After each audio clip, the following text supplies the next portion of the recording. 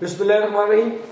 My dear students, आज का जो हमारा सेशन है उसमें हम बात करेंगे about the plasma membrane.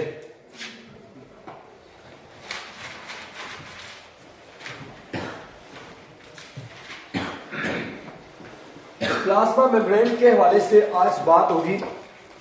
Plasma membrane का जो टॉपिक है उसकी जो मेन हेडिंग्स हैं वो जरा आप नोट फरमा लें। प्लाज्मा मेम्ब्रेन के अंदर हमने क्या क्या डिस्कस करना है, क्या क्या पढ़ना है। एक तो हमने प्लाज्मा मेम्ब्रेन के अंदर इसकी डेफिनेशन को डिस्कस करना है। दूसरा इंशाल्लाह हम डिस्कस करेंगे about the structure of plasma membrane. फिर हम डिस्कस करेंगे फंक्शंस ऑफ प्रोटीन, यानी प्लाज्मा मेम्ब्रेन के अंदर जो प्रोटीन है उसका क्या क्या फंक्शंस है। फिर हम डिस्कस करेंगे फंक्शंस ऑफ मेम्ब्रेन, जनरल जो फंक्शंस हैं वो हम डिस्कस करेंगे प्लाज्मा मेम्ब्रेन के। उसके बाद हम डिस्कस करेंगे परसेंटेज। एक दो जो है वो एडिशनल क्वेश्चंस हैं इस प्लाज्मा मेम्ब्रेन के हवाले से। एक तो है percentage of molecules in membrane. Membrane के अंदर जो मॉलिक्यूल्स की परसेंटेज है उस हवाले से बात होगी। फिर एक क्वेश्चन है एडिशनल और may be the part of this long answer question, और वो क्वेश्चन है कि what is glycocalyx? What do you know about glycocalyx? So this is all about today's lecture. आइए अल्लाह का नाम लेके आज का इस लेक्चर का आगाज करते हैं। डियर स्टूडेंट्स, प्लाज्मा मेम्ब्रेन क्या है? तो याद रखो, जितने भी यूकैरियोटिक सेल्स हैं, तमाम यूकैरियोटिक सेल की सबसे बाहर वाली जो कवरिंग है उसे हम बोलते हैं प्लाज्मा मेम्ब्रेन। ये जो प्लाज्मा मेम्ब्रेन है ये सेमी परमिएबल है। It is semi permeable. Semi का लफ्ज़ी मतलब, जो सेमी का वर्ड है, जैसे सेमी कंडक्टर, ठीक है, तो जैसे सेमी सॉलिड, सेमी का मतलब होता है इन बिटवीन, यानी ये सेमी परमिएबल है। परमिएबल का मतलब होता है यानी गुजरने देने वाली, पैसेज ऑफ द मटेरियल। तो ये कुछ चीजों को अपने अंदर से गुजरने देती है, कुछ चीजों को गुजरने की इजाजत नहीं देती। तो हमें क्या पता चला कि यूकैरियोटिक सेल जो है, यूकैरियोटिक सेल की जो बाहर वाली कवरिंग है उस कवरिंग को हम क्या कहते हैं? Plasma membrane. दूसरी बात, ये प्लाज्मा मेम्ब्रेन जो है ये सेमी परमिएबल है, मतलब कुछ चीजों को गुजरने की इजाजत देती है अपने अंदर से और कुछ को गुजरने की इजाजत नहीं देती। So what is about the definition of the plasma membrane is, दो चीजें इसमें आ जाती है। पहली चीज क्या है, अब मैं ज्यादा डिटेल नहीं लिखूंगा, इसमें दो चीजें हैं। आउटर मोस्ट कवरिंग, सबसे बाहर वाली कवरिंग है किसकी? यूकैरियोटिक सेल की, और द सेल ऑफ यूकैरियोट्स, तमाम यूकैरियोट्स। और दूसरी बात क्या है? तमाम यूकैरियोट हो, प्रोकैरियोट हो, सब। और दूसरी बात, इट इज सेमी परमिएबल, यानी कुछ चीजों को अपने अंदर से गुजरने देती है और कुछ को गुजरने नहीं देती। ये हो गया इसकी डेफिनेशन के हवाले से। अब आते हैं जी कि what about the structure of the plasma membrane. ये जो प्लाज्मा मेम्ब्रेन है इसकी स्ट्रक्चर के बारे में, इसकी शक्ल के बारे में आप क्या जानते हैं? तो पहले बच्चों याद रखो, ये प्लाज्मा मेम्ब्रेन वैसे तो हमें एक बारीक सी झिल्ली नजर आती है, पतली सी झिल्ली नजर आती है, लेकिन इसी प्लाज्मा मेम्ब्रेन को अगर हम इसे इलेक्ट्रॉन माइक्रोस्कोप में इस बारीक सी झिल्ली को देखें तो हमें पता चलता है कि ये कोई बारीक सी झिल्ली नहीं है, बल्कि ये जो प्लाज्मा मेम्ब्रेन है इसकी स्ट्रक्चर थोड़ी सी कॉम्प्लेक्स है, थोड़ी पेचीदा है। इसकी स्ट्रक्चर में क्या क्या चीजें हैं? 3 चीजें हैं जो प्लाज्मा मेम्ब्रेन की स्ट्रक्चर को बनाती है। इसकी स्ट्रक्चर को बनाने वाली 3 चीजें हैं, याद रखिएगा। पहली जो चीज है पहली चीज है वो है लिपिड, वो इसकी स्ट्रक्चर को बनाते हैं। जो दूसरी चीज इसकी स्ट्रक्चर को बनाती है वो है प्रोटीन। तीसरी चीज जो इसकी स्ट्रक्चर में है वो है कोलेस्ट्रॉल, और एक और चीज भी है वो हम बाद में डिस्कस कर लेंगे इन पे, वो है कार्बोहाइड्रेट। ये 4 चीजें जो है ये प्लाज्मा मेम्ब्रेन की स्ट्रक्चर को बनाती है। तो इसकी स्ट्रक्चर कैसी है? जब इस बारीक सी झिल्ली को इलेक्ट्रॉन माइक्रोस्कोप में रख के देखा तो मालूम पड़ा ये बारीक झिल्ली नहीं है, बल्कि ये जो झिल्ली हमें नजर आती है इस झिल्ली की 2 लिपिड्स की तह है। इसमें ये जो झिल्ली है ये मुश्तमिल है लिपिड्स की 2 तहों पे, और इसके अलावा इस झिल्ली में और भी चीजें हैं, प्रोटीन भी है इस झिल्ली के अंदर, कार्बोहाइड्रेट भी है। ठीक है, तो लिपिड्स की 2 तहें इस झिल्ली में पाई जाती है। लिपिड्स की कितनी तहें पाई जाती है? 2 तहें लिपिड्स की इस झिल्ली के अंदर पाई जाती हैं, और इसी के साथ इसी झिल्ली में प्रोटीन भी है। ये लिपिड की एक तह होगी और ये लिपिड की दूसरी तह, यानी 2 layers of lipids are present in the plasma membrane. Lipid की 2 तहें, ये लिपिड की 2 लेयर्स है, एक ऊपर है एक नीचे है, 2 लेयर्स ऑफ लिपिड्स। और लिपिड्स की 2 तहों में क्या है?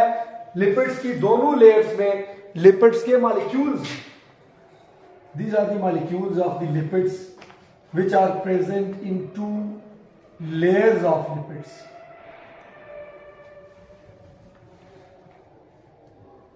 लिपिड के मॉलिक्यूल है जी जो लिपिड की दोनों तहों के अंदर मौजूद हैं। लिपिड मॉलिक्यूल्स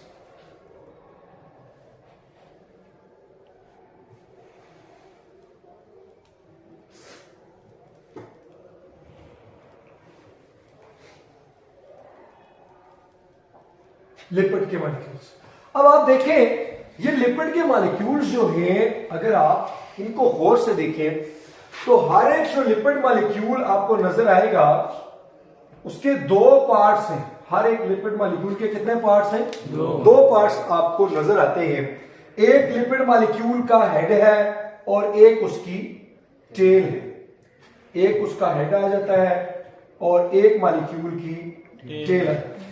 अब जो लिपिड मॉलिक्यूल का ये पूरा जो मॉलिक्यूल है इसको हम कहते हैं फॉस्फोलिपिड मॉलिक्यूल। ये जो मॉलिक्यूल है इसके 2 पार्ट्स हैं, हेड और टेल।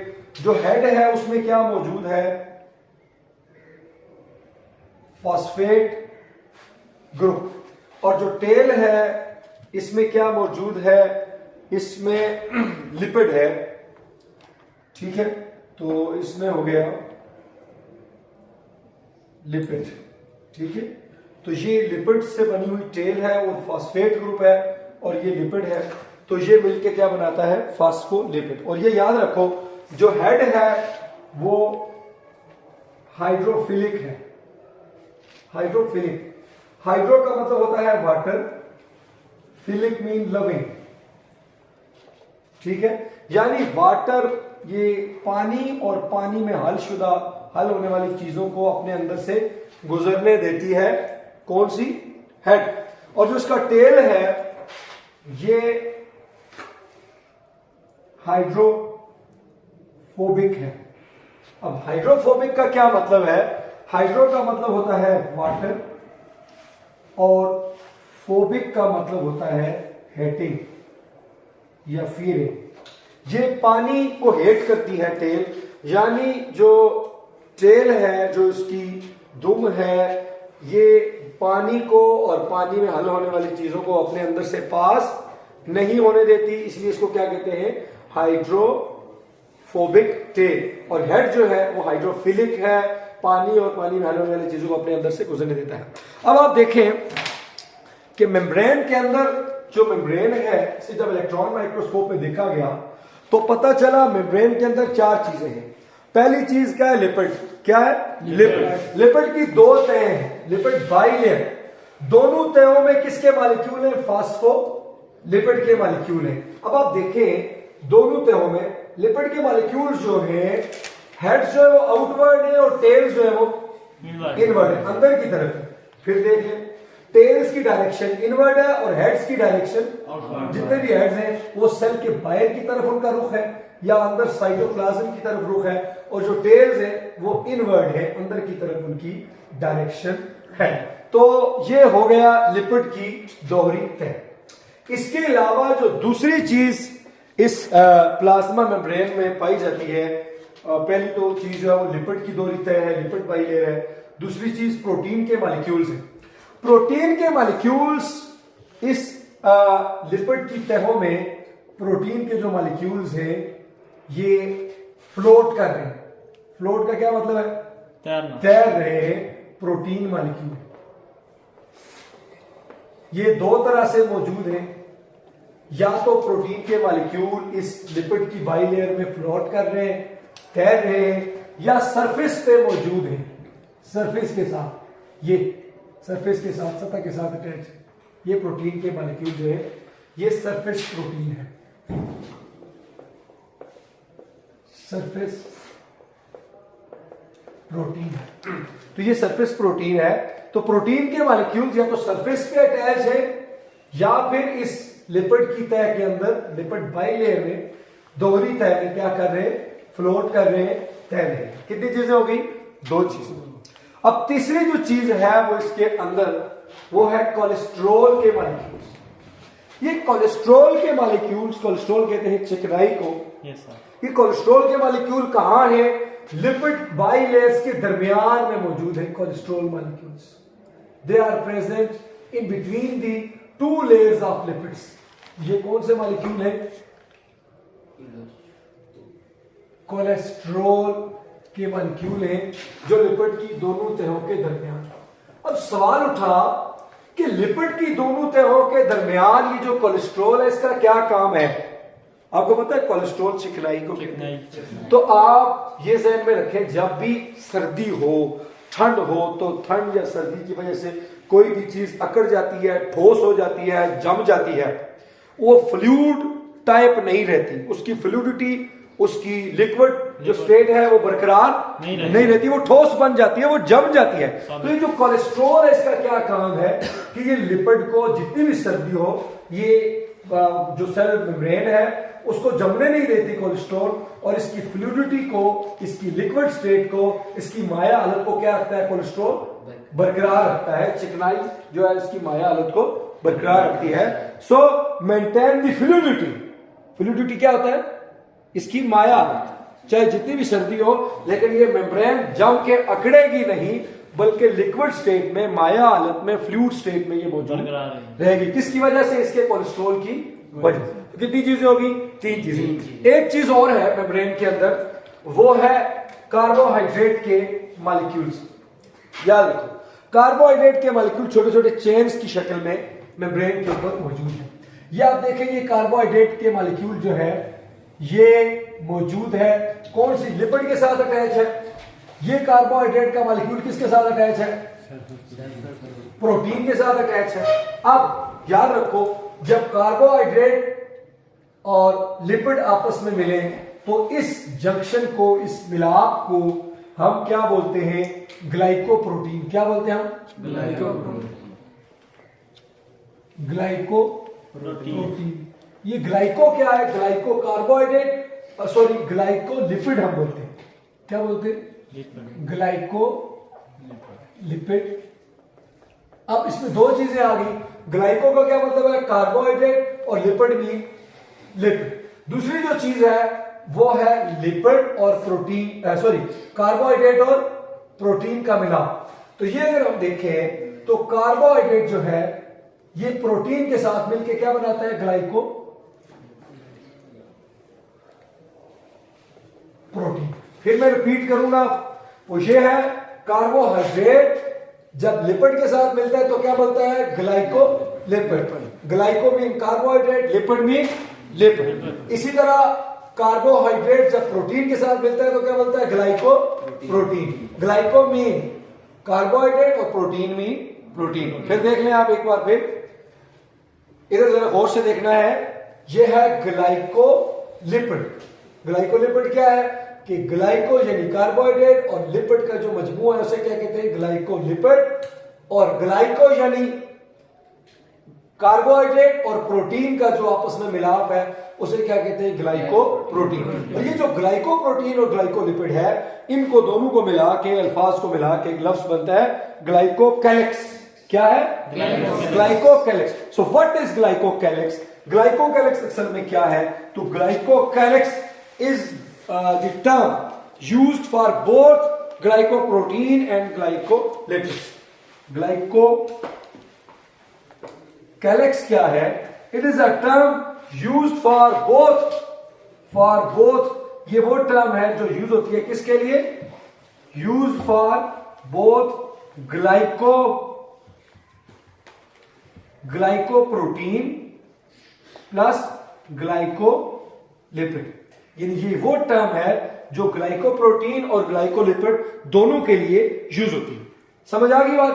तो ये हो गया ग्लाइकोकैलिक्स भी हो गया।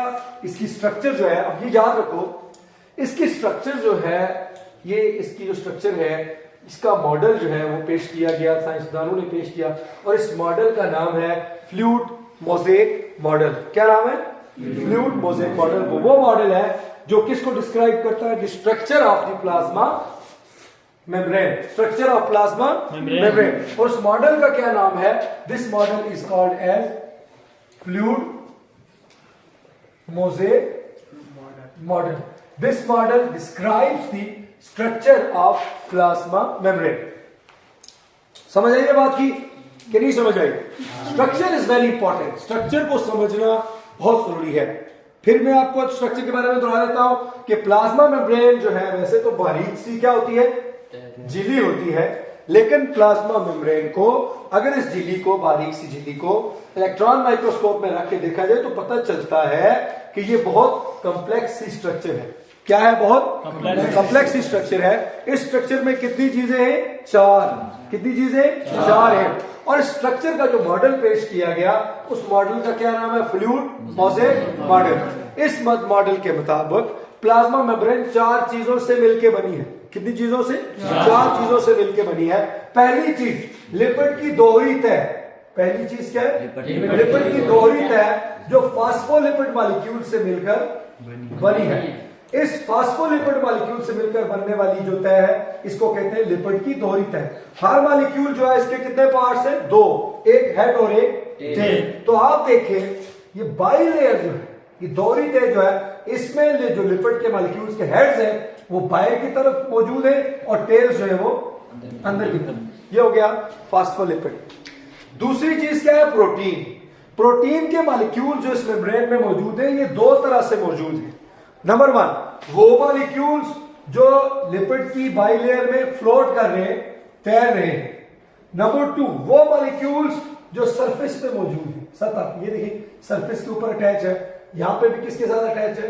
सरफेस, सतह के साथ अटैच। तो इनको कहते हैं सरफेस प्रोटीन। तीसरा क्या है? तीसरी जो चीज है वो है कोलेस्ट्रॉल।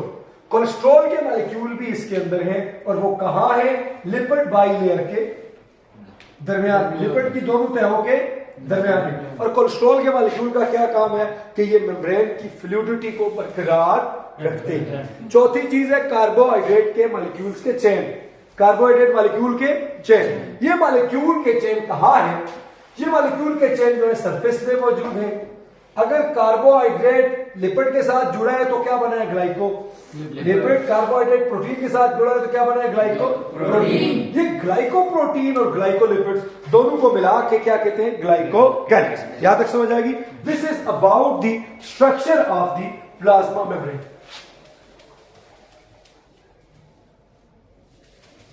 अब आते हैं हम जी के स्ट्रक्चर के बाद जो नेक्स्ट इंपॉर्टेंट चीज है वो है functions of membrane protein. Plasma membrane की जो प्रोटीन है उसके क्या क्या फंक्शंस हैं, उस प्रोटीन के क्या क्या काम है, ये हमने नेक्स्ट देखना है। साफ कर देते हैं।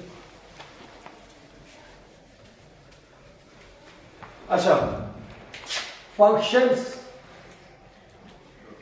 Of membrane protein.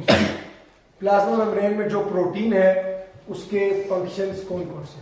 याद रखो, प्लाज्मा मेम्ब्रेन में जो प्रोटीन पाई जाती है ये 4 बड़े काम करती है। कितने बड़े काम करती है? 4 बड़े काम करती है। लेट अस कंसीडर, फर्ज करो कि ये हमारे पास मौजूद है लिपिड की दोहरी तह, लिपिड बाइलेयर है, और लिपिड बाइलेयर के अंदर मौजूद है प्रोटीन के मॉलिक्यूल्स।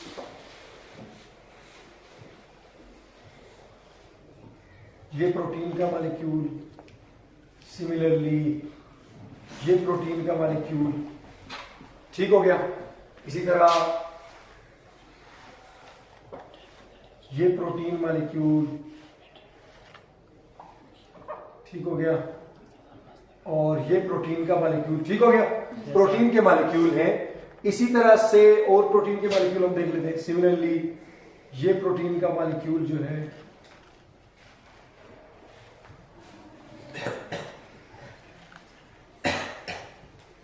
इसी तरह से ये प्रोटीन का मॉलिक्यूल, प्रोटीन के मॉलिक्यूल हो गए। इसी तरह से ये प्रोटीन का मॉलिक्यूल,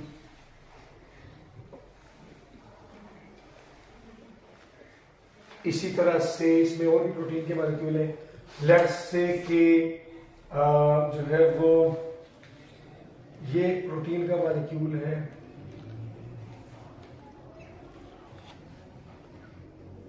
ठीक हो गया। अच्छा, अब प्रोटीन जो है, ये प्लाज्मा मेम्ब्रेन में जो प्रोटीन है ये क्या काम करती है? तो याद रखो 4 बड़े काम करती है। कितने बड़े काम करती है? 4 बड़े काम करती है प्रोटीन।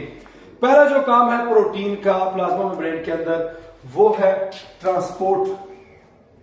क्या काम है? ट्रांसपोर्ट। ट्रांसपोर्ट से मुराद ये है, आप देखें कि ये प्रोटीन जो है ये क्या करती है, मॉलिक्यूल्स को क्या करती है? ट्रांसपोर्ट करती है सेल के बाहर से अंदर की तरफ या अंदर से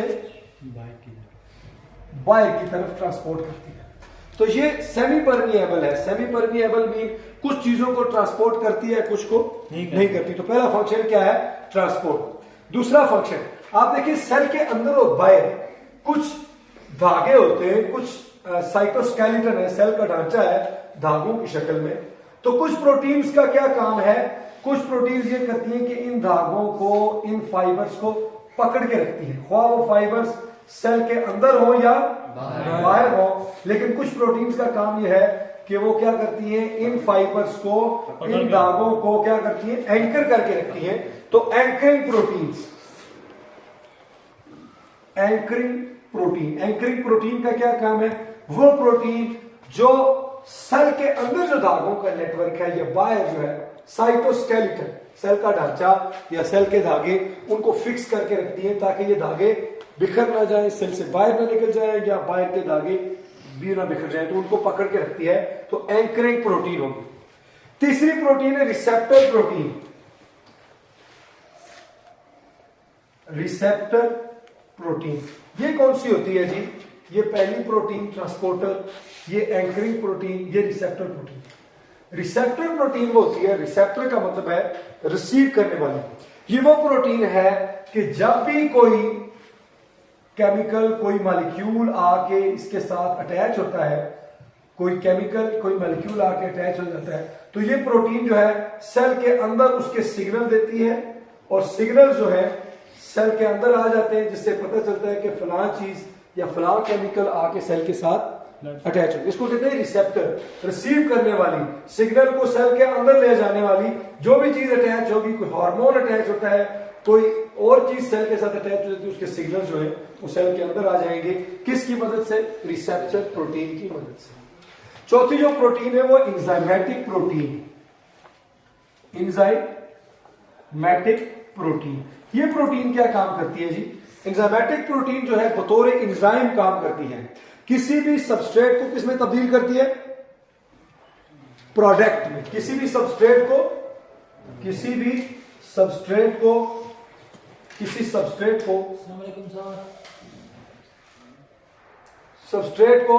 प्रोडक्ट में तब्दील करती है।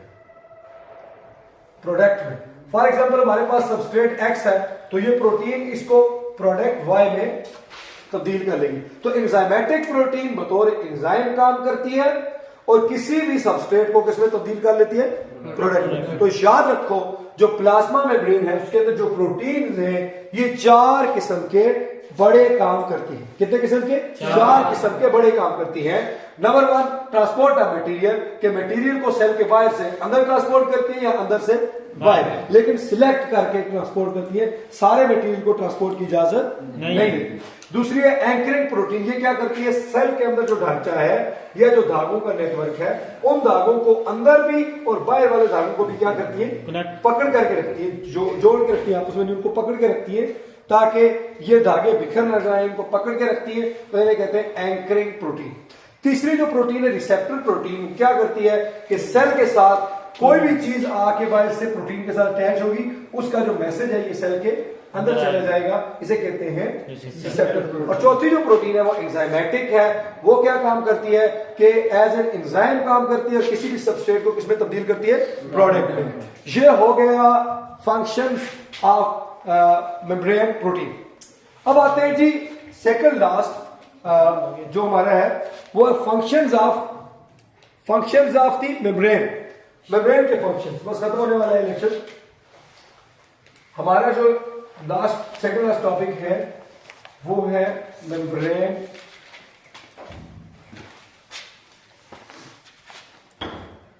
फंक्शंस।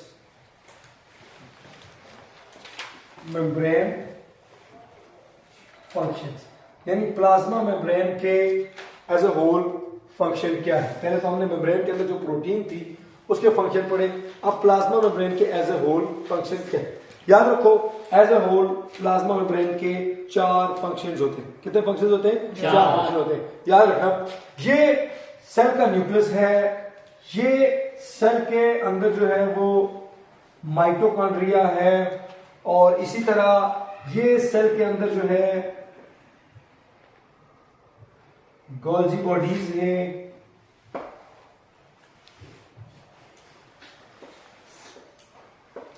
तो 4 काम क्या है ये याद रखना। ये सेल का न्यूक्लियस के गिर्द पूरा क्या आ गया? साइटोप्लाज्म, ये माइटोकॉन्ड्रिया, ये गोल्जी बॉडीज। अब सुनना, 4 फंक्शंस क्या है।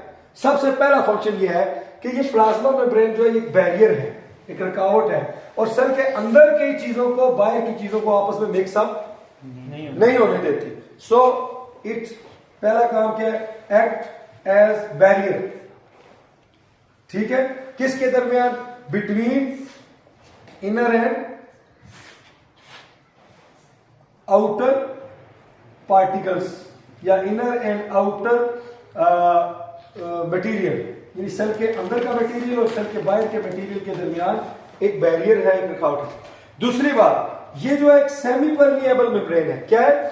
Semi permeable. कुछ चीजों को आने की इजाजत देती है, कुछ को आने की इजाजत नहीं देती। तो क्या लिखेंगे? Semi permeable barrier. कुछ चीजों को आने की इजाजत दे रही है, कुछ को नहीं।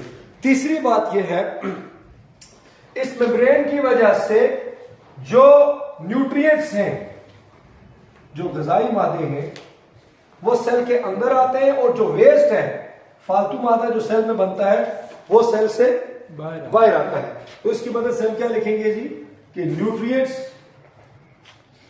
Move and into the cell, and waste जो फालतू मादा है वो किधर जाएगा? Move out. कितने काम हो गए? 3 काम। उसके बाद एक काम और है, वो यह है कि छोटे जो मॉलिक्यूल्स हैं, स्मॉलर मॉलिक्यूल्स,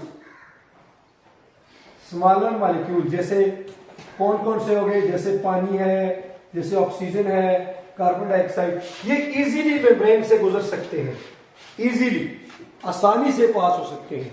लेकिन जो बड़े मॉलिक्यूल्स हैं, जो बड़े मॉलिक्यूल हैं, लार्जर मॉलिक्यूल, जब वो मेम्ब्रेन में से गुजरेंगे तो उनको गुजरने के लिए क्या करना पड़ेगा, उनको केयरफुली उनको गुजरना पड़ेगा। टेक्निक्स का इस्तेमाल करके लार्जर मॉलिक्यूल्स को, जैसे पॉलीसेकेराइड्स हैं, जैसे प्रोटीन्स हैं, तो लार्जर मॉलिक्यूल्स को केयरफुली अंदर आना पड़ेगा। स्मॉलर मॉलिक्यूल्स जो है वो क्या होंगे, इजीली पास हो जाएंगे। तो क्या है, transport of smaller and larger molecules.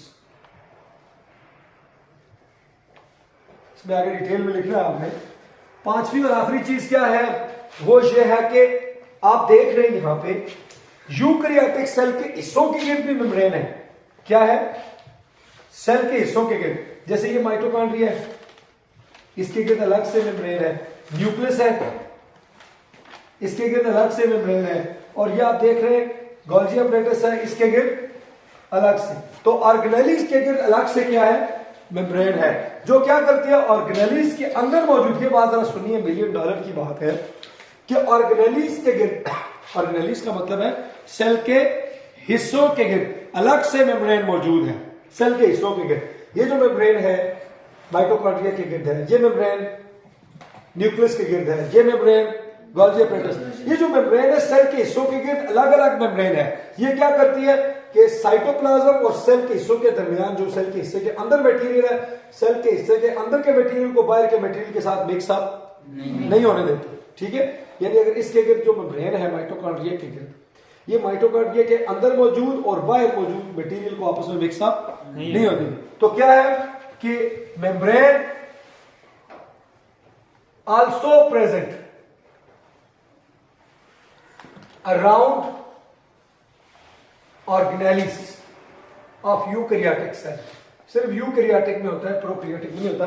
Cell के हिस्सों के गिर्द भी क्या होगी, मेम्ब्रेन होगी, जो हिस्सों के अंदर के मटेरियल को हिस्सों के बाहर के मटेरियल के साथ मिक्सअप नहीं होने देगी।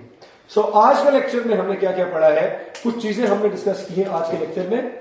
जैसे आज के लेक्चर में हमने डिस्कस किया प्लाज्मा मेम्ब्रेन की डेफिनेशन, ठीक है, फिर हमने प्लाज्मा मेम्ब्रेन की स्ट्रक्चर को डिस्कस किया, और फिर हमने प्लाज्मा मेम्ब्रेन की प्रोटीन के फंक्शन को और प्लाज्मा मेम्ब्रेन के एज ए होल फंक्शंस को डिस्कस किया, ग्लाइकोकैलिक्स को डिस्कस किया। तो इसी तरह ये हमारा टॉपिक जो है आज एंड हुआ। इंशाल्लाह कल नेक्स्ट टॉपिक के साथ आपकी खिदमत में हाजिर होंगे। तो तब तक के लिए जी अल्लाह हाफिज।